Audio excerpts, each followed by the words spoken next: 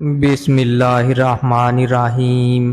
حضرت سیدنا ابو عبداللہ بن علی رحمۃ اللہ تعالیٰ علیہ فرماتے ہیں، بنی اسرائیل میں ایک نہایت ہی پاک باز حسین و جمیل نوجوان تھا جس کے حسن کی مثال نہ تھی۔ وہ ٹوکریاں بنا کر بیچا کرتا تھا۔ اس طرح اس کی گزر بسر ہو رہی تھی۔ ایک روز وہ ٹوکریاں بیچتا ہوا شاہی محل کے قریب سے گزرا۔ ایک خادمہ کی اس نوجوان پر نظر پڑی تو وہ فوراً شہزادی کے پاس گئی اور اسے بتایا کہ باہر ایک نوجوان ٹوکریاں بیچ رہا ہے۔ وہ اتنا خوبصورت ہے کہ میں نے آج تک ایسا خوبصورت نوجوان نہیں دیکھا۔ یہ سن کر شہزادی نے کہا، اسے میرے پاس بلا لاؤ۔ خادمہ باہر گئی اور نوجوان سے کہا، اندر آ جاؤ۔ نوجوان سمجھا شاید انہیں ٹوکریاں لینی ہیں، پس وہ اس کے ساتھ محل میں داخل ہو گیا۔ وہ اسے ایک کمرے میں لے گئی۔ جیسے ہی وہ کمرے میں داخل ہوا، اس خادمہ نے دروازہ بند کر دیا۔ پھر اسے دوسرے کمرے میں لے گئی اور اسی طرح اس کا دروازہ بھی بند کر دیا۔ وہ تیسرے کمرے میں پہنچا تو سامنے ایک خوبصورت نوجوان شہزادی موجود تھی۔ اس نے اپنا نقاب اٹھایا ہوا تھا اور سینہ بھی عریاں تھا۔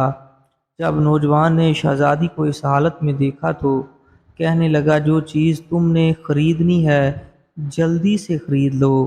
شہزادی کہنے لگی، میں نے تجھے کوئی چیز خریدنے کے لیے نہیں بلایا، بلکہ میں تو تجھ سے قرب چاہتی ہوں اور اپنی خواہش کی تسکین چاہتی ہوں۔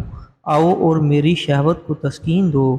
اس پاک باز نوجوان نے کہا، اے شہزادی، تو اللہ عز و جل سے ڈر۔ اس نیک نوجوان نے شہزادی کو بہت سمجھایا لیکن وہ نہ مانی اور بار بار برائی کا مطالبہ کرتی رہی۔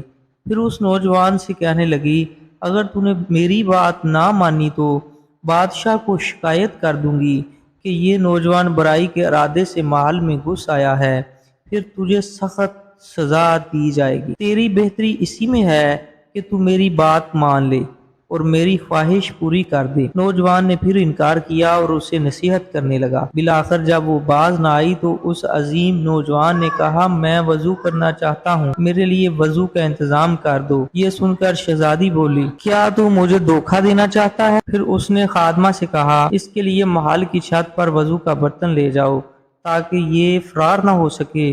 چنانچہ اس نوجوان کو چھت پر لے جایا گیا۔ محل کی چھت سطح زمین سے تقریباً 40 گز اونچی تھی، جس سے چھلانگ لگانا موت کو دعوت دینے کے مترادف تھا۔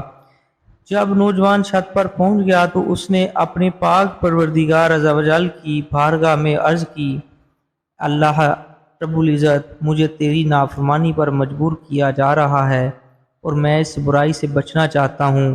مجھے یہ تو منظور ہے کہ اپنی آپ کو اس بلند و بالا چھت سے نیچے گرا دوں، لیکن یہ پسند نہیں کہ میں تیری نافرمانی کروں۔ چنانچہ اس نے بسم اللہ شریف پڑھ کر چھت سے چھلانگ لگا دی۔ اللہ عز و جل نے ایک فرشتے کو بھیجا جس نے اس نوجوان کو بازو سے پکڑا اور زمین پر بڑے سکون سے اتار دیا اور اسے کسی قسم کی تکلیف نہ ہوئی۔ نوجوان نے اللہ عز و جل کی بارگاہ میں عرض کی، اے میرے پاک پروردگار عز و جل، اگر تو چاہے تو مجھے ان ٹوکریوں کی تجارت کے بغیر بھی روزی عطا فرما سکتا ہے۔ اے میرے پروردگار عز و جل، مجھے اس تجارت سے بے نیاز کر دے۔ جب اس نے یہ دعا کی تو اللہ رب العزت نے اس کی طرف ایک بوری بھیجی جو سونے سے بھری ہوئی تھی۔ اس نے بوری سے سونا بھرنا شروع کر دیا یہاں تک کہ اس کی چادر بھر گئی۔